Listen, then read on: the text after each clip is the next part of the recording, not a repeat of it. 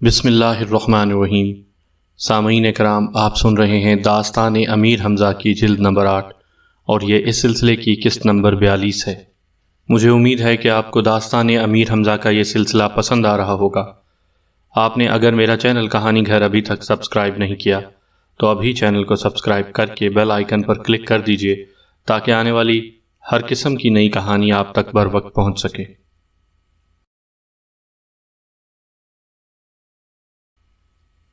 رات ہوئی تو عمرو نے خواب دیکھا کہ ایک نورانی صورت کے بزرگ آئے ہیں اور کہتے ہیں کہ اے عمرو، حمزہ کے قدموں میں گر اور اپنا قصور معاف کروا لے، وہ تیرا خداوند نعمت ہے۔ ادھر امیر حمزہ اور تمام پہلوانوں نے بھی یہ خواب دیکھا کہ عمرو آئے گا اور قدموں میں گرے گا۔ پھر ایک بزرگ نے خواب ہی میں امیر حمزہ سے کہا، اے حمزہ، عمرو تیرا بچپن کا ساتھی اور جان نثار ہے، اگر اس نے تیری خاطر ایک کافر کو مارا تو کیا خطا کی؟ جو ہونا تھا وہ ہو چکا، اب تم اسے معاف کر کے گلے سے لگا لو۔ صبح کو امیر حمزہ نے یہ خواب سب سے بیان کیا۔ پہلوانوں نے کہا، ہم نے بھی ایسا ہی خواب دیکھا ہے، اگر عمرو معافی مانگنے کے لیے آئے تو سمجھ لیجئے کہ یہ خواب سچا ہے۔ ابھی یہ ذکر ہو رہا تھا کہ عمرو تاج شہنشاہی سر پر رکھے آیا اور قید خانے کا دروازہ کھلوایا۔ پھر وہ امیر حمزہ کے قریب پہنچا اور قدموں پر گر کر رونے لگا۔ امیر حمزہ خاموش رہے، تب شہزادہ کبات شہریار اٹھ کر آیا اور ہاتھ باندھ کر کہنے لگا، ابا جان، اب آپ عمرو کو سینے سے لگا لیجئے۔ امیر بھی یہی چاہتے تھے، انہوں نے عمرو کو لپٹا لیا۔ عمرو آنسو پونچھ کر کہنے لگا، اے حمزہ، شکر کرو کہ تمہارا یہ مرتبہ خدا نے کیا کہ تمہاری سرکار کا ایک ادنا غلام اتنی طاقت رکھتا ہے۔ حمزہ ہنس پڑے۔ پھر عمرو نے لوہاروں کو طلب کیا اور حکم دیا کہ سب کی زنجیریں کاٹو، مگر اس سے پہلے کہ لوہار آئیں، امیر حمزہ، لندھور، بہرام وغیرہ نے زور لگا کر زنجیریں توڑ ڈالی اور آزاد ہو گئے۔ یہ دیکھ کر عمرو سناٹے میں آ گیا اور دل میں سوچا، خدا نے بڑی خیر کی کہ میں نے حمزہ سے معافی مانگ لی، ورنہ یہ لوگ تو آزاد ہونے کی قدرت رکھتے تھے۔ اس کے بعد عمرو سب کو ساتھ لے کر قلعے میں آیا، شہزادہ کبات کو تخت پر بٹھایا اور امیر حمزہ کو سونے کی ایک عالی شان کرسی پر۔ تمام پہلوان اور سردار دائیں بائیں بیٹھے۔ پھر حکم دیا کہ نوشیرواں اور بختک کو حاضر کرو۔ جب وہ سامنے آئے تو امیر حمزہ نے نوشیرواں سے کہا، اے بادشاہ، تو نے دیکھا کہ خدا نے ذلت اور رسوائی تیری تقدیر میں لکھ دی ہے، اب بھی یہ غرور چھوڑ دے اور خدا پر ایمان لے آ، ورنہ تیرا حال برا ہوگا۔ نوشیرواں نے گردن جھکا لی اور کچھ جواب نہ دیا۔ آخر امیر حمزہ نے کہا، جائیے، ہم نے آپ کو آزاد کیا۔ نوشیرواں اپنے ساتھیوں کو لے کر عراق کی جانب چلا گیا۔ امیر حمزہ اپنے دوستوں سمیت وہاں آئے جہاں ان کے لشکر کا پڑاؤ تھا۔ خیمے دوبارہ لگائے گئے اور جشن منانے کی تیاریاں ہونے لگیں۔ چند روز بعد آبدان اپنے لشکر سمیت آیا اور سچے دل سے دین ابراہیمی پر ایمان لا کر امیر حمزہ کی اطاعت کا حلقہ گردن میں ڈالا۔ اس کے آنے سے سب کو بے حد خوشی ہوئی۔ امیر حمزہ اور عمرو کو تھوڑی دیر کے لیے یہیں چھوڑ کر ہم نوشیرواں کی خبر لیتے ہیں کہ اس پر کیا گزری۔ امیر حمزہ نے جب اسے آزاد کیا اور کوئی انتقام نہ لیا تو وہ دل میں بے حد شرمندہ ہوا اور امیر حمزہ کی اعلیٰ ظرفی پر اش اش کرنے لگا۔ اس نے سوچا کہ مجھے ان حالوں میں پہنچانے والا یہ نامراد بختک ہے، اگر میں اس کے مشوروں پر نہ چلتا تو میری یہ درگت نہ بنتی اور یوں مارا مارا نہ پھرتا۔ وہ ناراض ہو کر بختک سے کہنے لگا، مردود، اگر تو مر جائے تو میری مصیبتوں کا خاتمہ ہو جائے۔ تو نے مجھے اس حالت کو پہنچایا، میں تو اپنے شہر مدائن میں عہد کر کے جا بیٹھا تھا کہ اب حمزہ کا مقابلہ نہ کروں گا، لیکن تو نے مجھے ورغلایا اور اصفہان میں لایا۔ آخر نوبت یہاں تک آئی کہ مجھے حمزہ کے سامنے گردن جھکانی پڑی۔ تو نے تو مجھ سے کہا تھا کہ تو نے نجوم کی کتاب نمدی میں دیکھا ہے کہ اصفہان میں حمزہ کو شکست ہوگی، لیکن وہ پیش گوئی جھوٹی نکلی۔ بختک نے بادشاہ کے بگڑے ہوئے تیور دیکھے تو روتا ہوا اس کے قدموں پر گرا اور کہنے لگا، حضور، میں آپ کا غلام اور جان نثار ہوں، میرا دل چیر کر دیکھ لیجئے کہ اس میں آپ کی محبت اور خیر خواہی کے سوا کچھ نہیں۔ کتاب نمدی میں تو ایسا ہی لکھا تھا، مگر آپ کی تقدیر کے آگے کسی کا کیا زور ہے؟ دیکھیے، آپ کے سارے جان نثار ایک ایک کر کے امیر حمزہ کے قدموں میں جا گرے، مگر میں اب تک آپ کے پسینے کی جگہ خون گرانے کو تیار ہوں۔ بختک کی ان چکنی چپڑی باتوں سے نوشیروان خوش ہوا اور کہنے لگا، خیر اب جو ہوا سو ہوا، آئندہ میں حمزہ سے کوئی دشمنی مول لینے کو آمادہ نہیں ہوں۔ یہ سن کر بختک چند لمحے تک خاموش رہا، پھر ہاتھ باندھ کر بولا، مگر حضور میں تو آپ کے 2 جانثار قویل ہندی اور دویل ہندی کو لکھ چکا ہوں کہ اپنا اپنا لشکر لے کر آئیں اور حمزہ کا تیا پانچا کریں۔ اب انہیں کیا منہ دکھاؤں گا؟ میری طرف سے تم بھی جہنم میں جاؤ اور وہ بھی۔ نوشیروان نے جھلا کر کہا، میں ایک مرتبہ طے کر چکا ہوں کہ حمزہ سے جنگ نہ کروں گا تو قبیل ہندی اور دویل ہندی کی مدد کو مجھے ضرورت نہیں۔ میں اب مدائن کو جانے کا ارادہ کر رہا ہوں، امید ہے کہ حمزہ میرا راستہ نہ روکے گا۔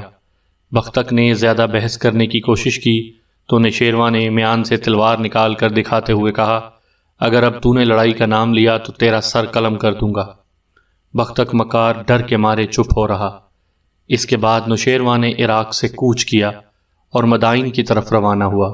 سسانی سپاہیوں کی ایک چھوٹی سی فوج اس کے ساتھ تھی۔ راستے میں بختک نے فوج کے سرداروں سے کہا، تم لوگ اپنی اپنی نوکری کی فکر کرو۔ بادشاہ طے کر چکا ہے کہ آئندہ حمزہ سے لڑائی نہ کرے گا، اس لیے فوج رکھنے کا بھی کوئی فائدہ نہیں ہے۔ وہ مدائن پہنچتے ہی سب کو نوکری سے الگ کر دے گا۔ یہ سن کر فوجیوں کے پیروں تلے کی زمین نکل گئی۔ ہاتھ جوڑ جوڑ کر بختک سے کہنے لگے، آپ ہمارے مائی باپ ہیں، کچھ غریب پروری کیجئے، اگر بادشاہ نے ہمیں نکال دیا تو ہمارے بال بچے بھوکے مر جائیں گے۔ کوئی تدبیر ایسی کیجئے کہ بادشاہ دوبارہ حمزہ سے جنگ کرنے کے لیے آمادہ ہو جائے۔ بختک سوچ میں پڑ گیا، پھر کہنے لگا، بادشاہ کو اس فیصلے سے ہٹانا ہے تو مشکل کام، مگر تم لوگوں کی خاطر مجھے اپنی جان پر کھیل کر اس سے کہنا ہی پڑے گا، لیکن یاد رکھو بھرے دربار میں تم سب کو میری تائید کرنی ہوگی۔ فوجیوں نے اقرار کیا کہ جیسا آپ کہیں گے ہم وہی کریں گے۔ مدائن کے لوگوں نے بڑی گرم جوشی سے نوشیروان کا استقبال کیا، اور جب انہوں نے یہ سنا کہ بادشاہ یہ فیصلہ کر چکا ہے کہ آئندہ امیر حمزہ سے لڑائی نہ کرے گا تو سبھی خوش ہوئے اور کہنے لگے کہ اب امن و امان آ جائے گا۔ ایک دن نوشیروان دربار میں بیٹھا لوگوں کے مقدمے سن رہا تھا کہ ایک شخص روتا پیٹتا اور سر پہ خاک ڈالتا ہوا آیا اور پکار پکار کر کہنے لگا کہ نوشیروان عادل کی دہائی ہے۔ بادشاہ نے اس سے پوچھا، تجھ پر کیا آفت آئی جو یوں شور مچاتا ہے؟ تفصیل سے بیان کر، ہم انصاف کریں گے۔ اس شخص نے روتے ہوئے کہا، جہاں پناہ اب چند روز کے اندر اندر مدائن پر ایک آفت نازل ہونے والی ہے۔ میں امیر حمزہ کے لشکر کا ایک سپاہی ہوں۔ ایک دن میں نے سنا کہ حمزہ اپنے سپاہیوں سے کہہ رہا تھا کہ نوشیروان مدائن چلا گیا ہے، اب مزہ یہ ہے کہ مدائن جا کر لوٹ مار کریں اور بادشاہ کی گردن تن سے جدا کریں۔ میں یہ سن کر گھبرایا اور وہاں سے بھاگا تاکہ آپ کو خبر کروں۔ نوشیروان یہ سن کر سناٹے میں آ گیا۔ بختک کی طرف دیکھا تو اس نے مکاری سے آنکھیں گھماتے ہوئے کہا، میں تو پہلے ہی حضور کی خدمت میں عرض کر چکا ہوں کہ حمزہ سے کسی نیکی اور بھلائی کی امید نہ رکھیے۔ وہ اور اس کے دوست آفت کے پرکالے ہیں، کبھی آپ کو چین سے نہ بیٹھنے دیں گے۔ ساری دنیا میں آپ بدنام ہو رہے ہیں کہ عرب کے ایک غریب اور پھٹے حال نوجوان نے شہنشاہ ہفت کشور نوشیروان کا ایسا ناک میں دم کیا ہے کہ بیچارہ اپنی جان بچانے کے لیے بھاگتا پھرتا ہے۔ آپ کی سلطنت حمزہ کی وجہ سے خاک میں مل گئی، روب و دبدبہ ختم ہوا، سب ملک حمزہ نے چھین لیے، اب وہ آپ کی جان کے در پہ ہوا ہے۔ دراصل بختک نے اس شخص کو سکھا پڑھا کر دربار میں بھیجا تھا تاکہ نوشیروان کو بدحواس کیا جا سکے۔ یہ تدبیر کامیاب رہی اور امیر حمزہ کے آنے کی خبر سن کر بادشاہ کے اوسان قطع ہو گئے۔ اس پر بختک کی تقریر نے اسے اور پریشان کیا۔ وہ گھبرا کر کہنے لگا، اب بتا میں کیا کروں، کدھر جاؤں؟ بختک نے کہا، حضور گھبرانے کی کیا بات ہے، فوج آپ پر قربان ہونے کے لیے تیار ہے۔ میں پھر قبیل ہندی اور دویل ہندی کو خط لکھتا ہوں۔ یہ دونوں بھائی ایسے طاقتور اور شہ زور ہیں کہ دیو بھی ان کے آگے پانی بھرتے ہیں۔ لندھور اور آدی جیسے پہلوان ان کے سامنے بچے ہیں۔ قبیل ہندی کا آہنی گرز 27 من کا ہے، اور میں نے کتاب نمدی میں دیکھا ہے، اور سب نجومی بھی یہی کہتے ہیں کہ قبیل ہندی کے ہاتھوں یہ سب شکست کھائیں گے۔ کیا عجب ہے کہ اس طرح حمزہ سے نجات مل جائے۔ یہ کہہ کر اسی وقت بختک نے قبیل ہندی اور دویل ہندی کے نام اس مضمون کا خط لکھا کہ نوشیروان شہنشاہ ہفت کشور کو حمزہ نے بہت تنگ کیا ہے۔ بادشاہ ہر ملک میں پناہ لینے کے لیے بھاگتا پھرتا ہے، مگر حمزہ اسے کہیں دم لینے نہیں دیتا۔ اب بادشاہ نے مدائن میں پناہ لی ہے، مگر حمزہ کا ارادہ ہے کہ یہاں آ کر شہر کو تباہ و برباد کرے اور بادشاہ کی گردن اڑائے۔ جتنی جلدی ممکن ہو تم دونوں بھائی بادشاہ کی مدد کو پہنچو۔ قبیلہ ہندی نے یہ خط پڑھا تو اسی وقت اپنے لشکر کو لے کر مدائن کی جانب روانہ ہوا۔ ادھر امیر حمزہ اپنے دوستوں کے ساتھ جنگلوں اور صحراؤں میں شکار کھیلتے پھرتے تھے، اور انہیں کچھ خبر نہ تھی کہ بختک نامراد کیا گل کھلا رہا ہے۔ ایک روز صحرا میں ایک شخص نمودار ہوا اور امیر حمزہ کو ایک کاغذ دے کر چلا گیا۔ حمزہ نے کاغذ کھول کر دیکھا، اس میں لکھا تھا، بزرج مہر کی جانب سے اپنے فرزند حمزہ کو سلام پہنچے۔ میں تمہیں اطلاع دیتا ہوں کہ تمہارے لشکر پر ایک عظیم آفت آنے والی ہے۔ اگر 1 مہینہ اور اصفہان میں رہو گے تو کوئی زندہ نہ بچے گا۔ نوشیروان قبیلہ ہندی اور دویلے ہندی کو ساتھ لے کر تم سے لڑنے کو آئے گا۔ تم اور تمہارے سب ساتھی بیماری میں مبتلا ہوں گے۔ امرو کے مشورے سے شمال کی جانب اصفہان سے بہت دور جا کر قیام کرو۔ خبردار اصفہان میں ہرگز نہ رہنا، اور جب یہ منحوس دن ختم ہو جائیں تب تمہیں اختیار ہے، جہاں جی چاہو رہو۔ امیر حمزہ نے یہ خط پڑھ کر جیب میں رکھ لیا۔ جب شکار سے واپس آئے تو امرو کو اپنے پاس بلایا اور بزرج مہر کا نام لیے بغیر کہنے لگے، بھائی امرو، ایک شفیق بزرگ نے ہمیں کچھ نصیحتیں کی ہیں۔ یہ کہہ کر بزرج مہر کا خط سنایا۔ امرو ایک دم چلا اٹھا، یا امیر، میں سمجھ گیا کہ یہ خط کس کا ہے، خدا کے واسطے جلد یہاں سے نکل چلو۔ یہ سن کر حمزہ ہنسنے لگے اور کہنے لگے، مگر لوگ کہیں گے کہ حمزہ قبیلہ ہندی اور دویلے ہندی کے ڈر سے بھاگ گیا۔ میں تو نہیں جاتا۔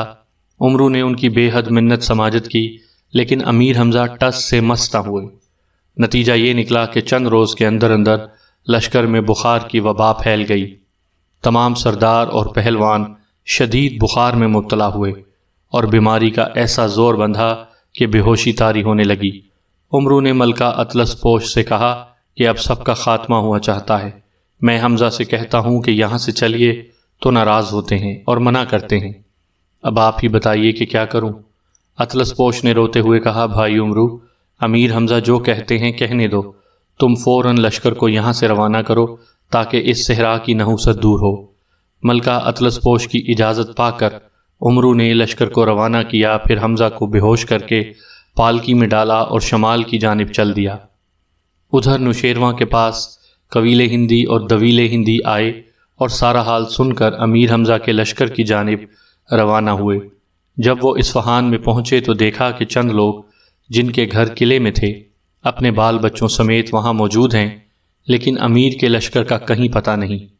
ان لوگوں نے بتایا کہ سنا ہے کہ حمزہ کا لشکر شمال کی جانب گیا ہے۔ بختک کہنے لگا، میں سمجھ گیا، شمال کی طرف قلعہ قضاء و قدر اور شہر عدن واقع ہے۔ امیر حمزہ اسی طرف گئے ہوں گے۔ قبیلہ ہندی اور دویلے ہندی بھی اپنی فوجوں کو لے کر تیزی سے شمال کی جانب روانہ ہوئے۔ امیر حمزہ کے لشکر میں 2 آدمی ایسے تھے جو بخار سے بچے ہوئے تھے، ایک امرو عیار اور دوسرا شہزادہ کباد شہریار۔ تاہم جوں جوں ان کا لشکر اصفہان کی سرزمین سے دور ہوتا گیا، اسی قدر بخار کی شدت کم ہوتی چلی گئی اور سپاہی آہستہ آہستہ تندرست ہونے لگے۔ لیکن امیر حمزہ، مالک ازدر اور لندھور کی حالت میں ابھی تک کوئی فرق نہیں آیا تھا۔ وہ 4 پہر بے ہوش پڑے رہتے تھے۔ امرو نے سب سے کہہ دیا ہے کہ خبردار کوئی شخص امیر حمزہ سے یہ بات نہ کہے کہ لشکر نے اصفہان سے کوچ کر دیا ہے۔ 22 روز کے مسلسل سفر کے بعد یہ لشکر ایک عظیم اور لکو دک صحرا میں پہنچا۔ یہاں پتھر کا بنا ہوا ایک قلعہ آسمان سے کھڑا باتیں کرتا تھا۔ اس کا دروازہ کھلا تھا۔ امرو قلعے میں آیا، سینکڑوں عمدہ اور عالی شان کمرے دیکھے، مگر سب کے سب خالی۔ وہ حیران پریشان قلعے میں گھومنے لگا، مگر کہیں آدمی نہ آدمزاد۔ دل میں سوچنے لگا، یا الہی، ان مکانوں کے مکینوں پر کیا آفت آئی، کہاں غائب ہو گئے؟ اچانک ایک جانب سے پھنکار کی آواز سنائی دی۔ امرو نے پلٹ کر دیکھا تو مارے خوف کے رگوں میں خون جم گیا۔ ایک بہت بڑا سیاہ اژدہا سر اٹھائے پھن پھیلائے جھوم رہا تھا۔ اس کی سبز آنکھوں سے روشنی کی شعائیں پھوٹ رہی تھیں اور لال لال زبان باہر نکل کر لہراتی تھی۔ امرو وہاں سے بھاگا اب جدھر جاتا ہے ادھر ہزاروں لاکھوں سانپ اور بچھو نظر آتے ہیں۔ بڑی مشکل سے بچتا بچاتا قلعے سے باہر آیا اور کہنے لگا اب پتہ چلا کہ انہی موذیوں کی وجہ سے قلعے کے لوگ بھاگ گئے ہیں۔ اس نے قلعے سے کئی کوس دور لشکر کو پڑاؤ کرنے کا حکم دیا۔ کئی روز بعد نوشیروان بھی اپنی فوجیں لے کر آیا اور یہاں آن کر سنا کہ امیر حمزہ اور ان کے پہلوان بخار سے بے ہوش ہیں۔ قبیلے ہندی کہنے لگا کہ اب لڑائی کا کیا لطف ہے، حمزہ تو بیمار ہیں۔ بختک نے خوشی سے بغلیں بچا کر کہا یہ تو بہت اچھی بات ہے، فوراً طبلِ جنگ بجواؤ اور سب کا کام تمام کر دو۔ دشمن کو کبھی چھوڑنا نہیں چاہیے، جس حال میں پاؤ جان سے مار دو۔ سامعین کرام، آپ یہ داستان امیر حمزہ کی کہانی میرے چینل کہانی گھر پر سن رہے ہیں۔ آپ اگر میرے چینل پر نئے ہیں اور آپ نے ابھی تک میرا چینل کہانی گھر سبسکرائب نہیں کیا تو ابھی سبسکرائب کر کے بیل آئیکن پر بھی کلک کر دیجئے تاکہ آنے والی ہر نئی کہانی کی اطلاع بر وقت آپ تک پہنچ سکے۔ نوشیروان نے کہا ہاں یہی مناسب ہے، بختک ٹھیک کہتا ہے۔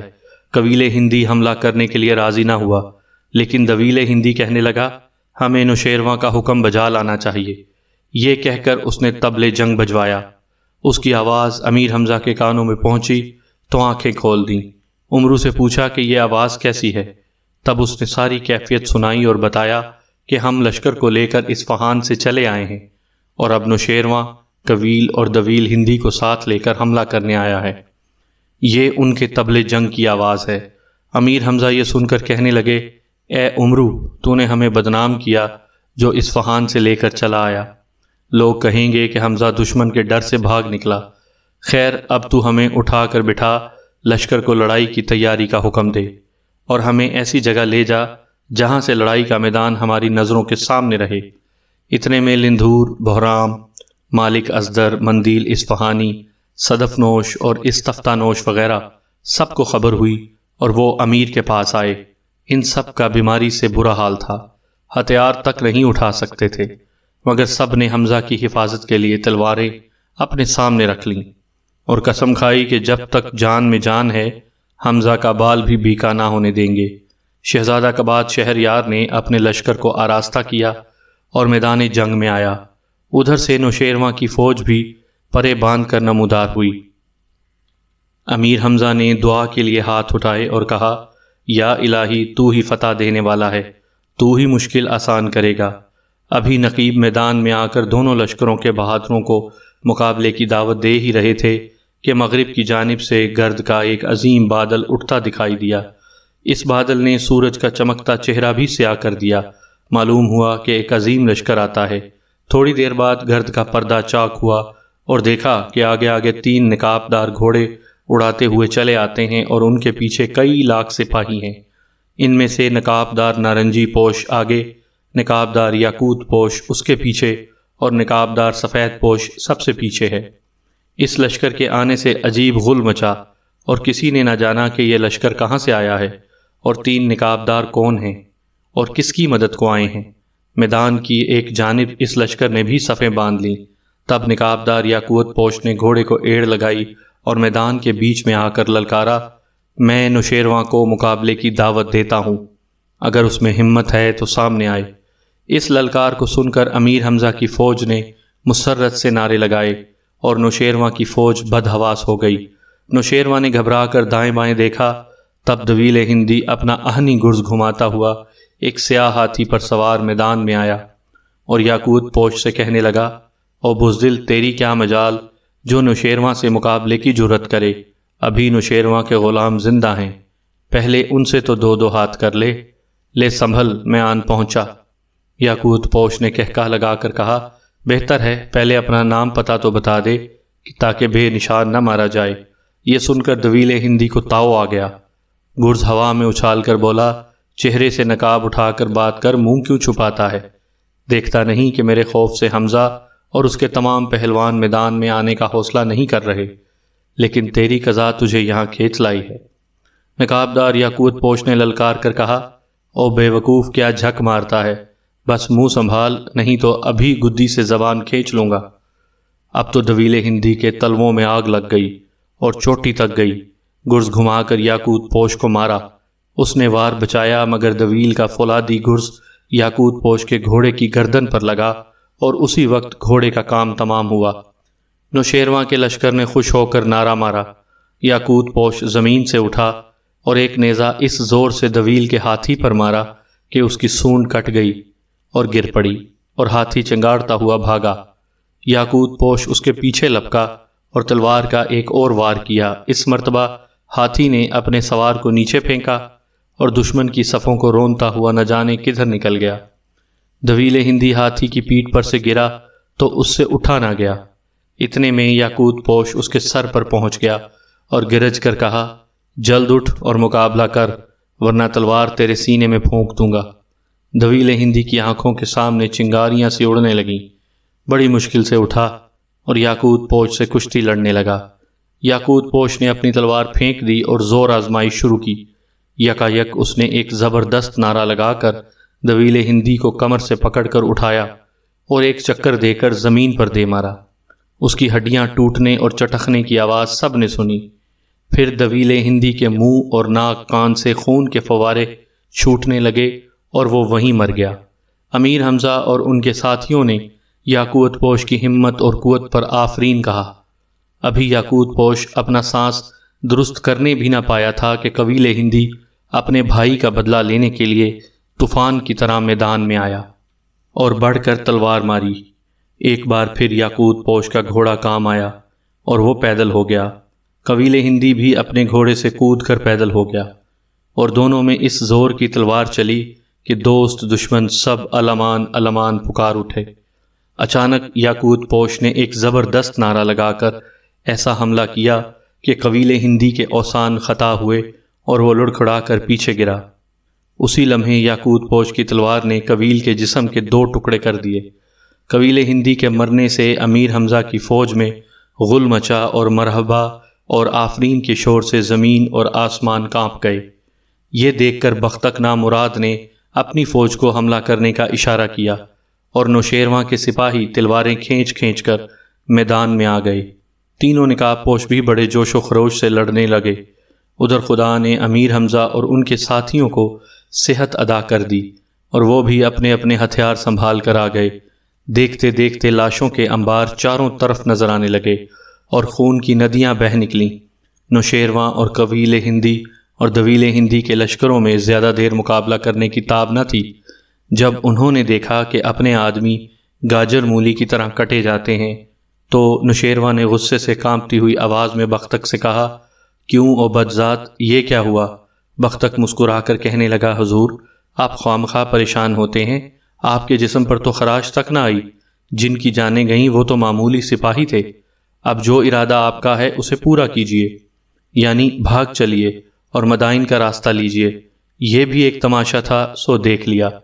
नौशेरवां बदहवास होकर भागा और उसकी बची खुची फौज भी हथियार फेंक कर फरार हुई। तीनों नकाब पोश उनके ताक़ुब में रवाना हुए। अमीर हमजा ने मुकबिल वफादार और उमरू अय्यार को भेजा कि जाकर उन नकाब पोशों को अपने साथ ले आओ। उमरू ने करीब पहुंचकर उनको रोका और कहा कि अमीर हमजा का हुक्म है, आगे ना जाओ। ये सुनकर तीनों नकाबदार रुक गए। उमरू ने कहा, माशाअल्लाह, आपने ऐसी शुजाअत और जान निसारी की कि तारीफ नहीं हो सकती। आइए, अमीर हमजा आपको बुलाते हैं। नकाबदारों ने एक दूसरे की तरफ अजीब से इशारे किए। फिर उनमें से एक ने कहा, अमीर हमजा की खिदमत में हमारी जानिब से सलाम अर्ज करके कहना कि हम आपके ग़ुलाम हैं, फिर किसी वक्त हाजिर होंगे। अभी ये बातें हो ही रही थीं कि मुकबिल वफादार भी करीब पहुंच गया और सलाम करके कहा, अमीर हमजा फरमाते हैं कि तुम लोगों को हमारे सर की कसम है, ज़रूर आओ। अगर ना आओगे तो हम खुद तुम्हारे पास आएंगे। नकाबदार कहने लगा, वो क्यों तकलीफ़ करें, हम खुद हाजिर होते हैं। तीनों नकाबदार अमीर हमजा के पास आए और घोड़ों से उतरकर बारी बारी इनके हाथों को बोसा दिया। हमजा ने उन्हें गले से लगाया और इज्जत से बिठाने के बाद कहने लगे, मुझे इन नकाबदारों से मोहब्बत की बू आती है और दिल को अजीब सी खुशी हासिल होती है। नकाबदार ये बात सुनकर खुश हुए। फिर अमीर हमजा ने कहा, ए दोस्तों, तुमने मुझ पर इस कदर एहसान किया है कि मैं बदला नहीं दे सकता। अब एक एहसान और करो, और वो ये कि निकाब उठाकर अपनी अपनी शक्लें दिखाओ ताकि मैं और ज़्यादा खुश हूँ। ये सुनकर निकाबदार याकूत पोश रोने लगा। अमीर हमजा हैरान हुए और अपने हाथ से اس کا نقاب اٹھایا تو یہ دیکھ کر حیران ہوئے کہ وہ علم شاہ ہے۔ دل میں کہا اللہ اکبر، یہ زور اور یہ قوت۔ پھر سفید پوش کا نقاب اٹھایا تو وہ لہرہ سپ نکلا۔ اس نے کہا اے امیر، یہ تیسرا نقاب دار آپ کا پوتا ہے۔ حمزہ نے اس کا نقاب اٹھایا تو دیکھا کہ شہزادہ سلطان سعد ہے۔ امیر حمزہ نے دوبارہ سب کو گلے سے لگایا اور خوب روئے، پھر حکم دیا کہ ان نقاب داروں کے آنے کی خوشی میں جشن منایا جائے، طرح طرح کے کھانے پکیں اور آتش بازی چھوڑی جائے۔ چند روز بعد سب سرداروں نے مل کر علم شاہ کی دعوت کی اور طے پایا کہ لندھور کے خیمے میں یہ دعوت ہو۔ امیر حمزہ اور شہزادہ قباد شہریار کے سوا سبھی سردار اور پہلوان دعوت میں شریک تھے۔ عمرو عیار نے شربت میں ایسی دوا ملائی کہ سب بہک گئے اور اول فول بکنے لگے۔ علم شاہ نے کہکا لگا کر کہا اب حمزہ کو چاہیے کہ مکے چلے جائیں اور اپنی جگہ مجھے دے دیں۔ میں رستم ہوں اور جتنی طاقت میرے جسم میں ہے روئے زمین پر کسی میں نہیں، کہو تو اپنے کندھوں پر ہاتھی کو اٹھا لوں۔ یہ بات سن کر لندھور کو جوش آیا، سینے پر ہاتھ مار کر بولا اے علم شاہ، زیادہ بک بک نہ کر، تو نے طاقت دیکھی بھی ہے یا یوں ہی باتیں بناتا ہے؟ بھلا مجھ سے زیادہ زور آور حمزہ کے لشکر میں اور کون ہے؟ میں نے بھی حمزہ سے کبھی شکست نہیں کھائی ہے، ان کی جگہ لینے کا حق مجھے پہنچتا ہے۔ غرض دونوں میں خوب تکرار ہوئی۔ مندیل اور محلیل نے انہیں سمجھانے کی کوشش کی کہ ایسی باتیں کرنا زیب نہیں دیتا، اگر امیر حمزہ کو پتہ چل گیا تو خواہ دل میں رنج کریں گے اور طرح طرح کی بدگمانیاں پیدا ہوں گی، مگر لندھور اور علم شاہ نے ان کی ایک نہ سنی۔ دوسرے روز مقبل وفادار نے ساری باتیں امیر حمزہ کو بتائیں۔ انہوں نے خاموشی اختیار کی اور کچھ نہ کہا، یہاں تک کہ اپنے رازدار دوست عمرو سے بھی ذکر نہ کیا کہ مجھے یہ باتیں ناگوار گزری ہیں۔ 3-4 دن بعد صلح ٹھہری کہ دریائے عدن پر چل کر غسل صحت کا جشن منایا جائے۔ سب تیار ہوئے اور دریا پر پہنچ گئے۔ پہلوان عادی نے لنگر لنگوٹ کسا اور دریا میں اتر گیا۔ امیر حمزہ بھی عادی کے قریب ہی نہا رہے تھے۔ یکایک ایک بہت بڑی موج دریا میں اٹھی اور ان دونوں کو اپنے ساتھ بہا کر لے گئی۔ تھوڑی دیر بعد دریا میں طوفان کچھ تھما تو سرداروں اور پہلوانوں کو معلوم ہوا کہ امیر حمزہ اور عادی پہلوان غائب ہیں۔ سب کو تشویش ہوئی، دریا میں دور دور تک تلاش کیا مگر کچھ پتہ نہ چلا کہ یہ دونوں کہاں نکل گئے۔ ادھر امیر حمزہ بہتے بہتے کنارے پر پہنچے اور خشکی پر آئے۔ حیران پریشان وہاں کھڑے سوچ رہے تھے کہ یہ کون سی جگہ ہے کہ ایک شخص گھوڑے پر سوار آتا دکھائی دیا۔ امیر حمزہ نے اسے آواز دی اور کہا اے سوار ادھر آ، مجھے کچھ پوچھنا ہے۔ اس نے کچھ جواب نہ دیا، شاید یہ خیال کیا کہ کوئی ماہی گیر یا ملاح ہے۔ گھوڑا دوڑاتا ہوا قریب سے گزر گیا۔ تب امیر حمزہ نے پکار کر کہا اے شخص، تجھے قسم ہے ایک بات میری سن لے۔ اس نے ناراض ہو کر کہا کیا کہتا ہے؟ یہ کہہ کر وہ قریب آیا۔ امیر کو غصہ آیا، کہنے لگے تو بہت بد اخلاق ہے، بات کرنے کی تمیز نہیں؟ یہ سن کر وہ شخص ایک دم بھڑک اٹھا، کمر سے تلوار کھینچی اور حمزہ پر حملہ کیا۔ انہوں نے وار بچا کر تلوار کے قبضے پر ہاتھ ڈالا اور تلوار چھین لی، پھر وہی تلوار تول کر ایک ایسا ہاتھ مارا کہ وہ شخص زخمی ہو کر گرا۔ یہ دیکھ کر حمزہ کو اس کے حال پر افسوس آیا اور پچھتانے لگے کہ خدا خیر کرے ناحق یہ قتل ہوا، مگر ابھی اس میں کچھ جان باقی تھی۔ وہ کہنے لگا میں شرمندہ ہوا کہ ناحق تجھ سے جھگڑا کیا، اب پوچھ کیا پوچھنا چاہتا ہے؟ امیر حمزہ اس کے سرہانے بیٹھ گئے اور کہنے لگے میں تو تجھ سے صرف اتنا معلوم کرنا چاہتا تھا کہ یہ جگہ کون سی ہے اور تو کون ہے، مگر تو نے ایسا جواب دیا کہ مجھے غصہ آیا اور میرا ہاتھ تجھ پر اٹھ گیا۔ اللہ تجھ پر رحم کرے۔ یہ سن کر وہ شخص رونے لگا اور کہا دریا کے اس کنارے پر 10 کوس دور شہر عدن ہے اور ایک سوداگر خواجہ خورشید وہاں رہتا ہے، میں اس کا غلام ہوں۔ اتنی بات کر کے وہ مر گیا۔ امیر حمزہ نے اس کے کپڑے اور سب ہتھیار لے لیے اور خود پہن لیے، پھر اسے ریت میں گڑھا کھود کر دفنا دیا اور اس کے گھوڑے پر سوار ہو کر شہر عدن میں آئے۔ لوگوں سے پوچھا کہ یہاں اچھی سرائی کون سی ہے؟ سب نے انہیں تعجب سے دیکھا اور کہنے لگے کہ یہ کپڑے، ہتھیار اور گھوڑا خواجہ خورشید کے غلام کا ہے، اس شخص نے کہاں سے یہ چیزیں لی ہیں؟ انہوں نے خواجہ خورشید کو یہ خبر پہنچائی۔ وہ اسی وقت آیا اور امیر حمزہ سے کہنے لگا اے اجنبی، سچ سچ بتا تو کون ہے اور تو نے میرے غلام کے ساتھ کیا سلوک کیا؟ معلوم ہوتا ہے تو قزاق ہے اور میرے غلام کو مار کر تو نے یہ چیزیں ہتھیا لی ہیں۔ تب امیر حمزہ نے اسے سارا واقعہ سنایا۔ اس نے غور سے ان کی شکل دیکھی اور پہچان لیا کہ واقعی یہ امیر حمزہ ہیں۔ خواجہ خورشید سوداگر نے ایک مرتبہ ملک اصفہان میں کچھ سامان ان کے ہاتھ بیچا تھا۔ اس نے امیر حمزہ کی بے حد تعظیم کی اور کہنے لگا، میں نے آپ کو پہچان لیا، بے شک آپ ہی امیر حمزہ ہیں اور شہنشاہ نوشیروان کے داماد ہیں۔ اب آپ میرے گھر تشریف لے چلیے اور میری عزت بڑھائیے۔ سامعین کرام، آپ سن رہے تھے داستان امیر حمزہ کی جلد نمبر 8 اور یہ اس سلسلے کی قسط نمبر 42 تھی۔ اگر آپ نے میرا چینل کہانی گھر ابھی تک سبسکرائب نہیں کیا تو ابھی میرے چینل کو سبسکرائب کر کے بیل آئیکن پر کلک کر دیجئے تاکہ آنے والی نئی کہانی کی اطلاع بر وقت آپ تک پہنچ سکے۔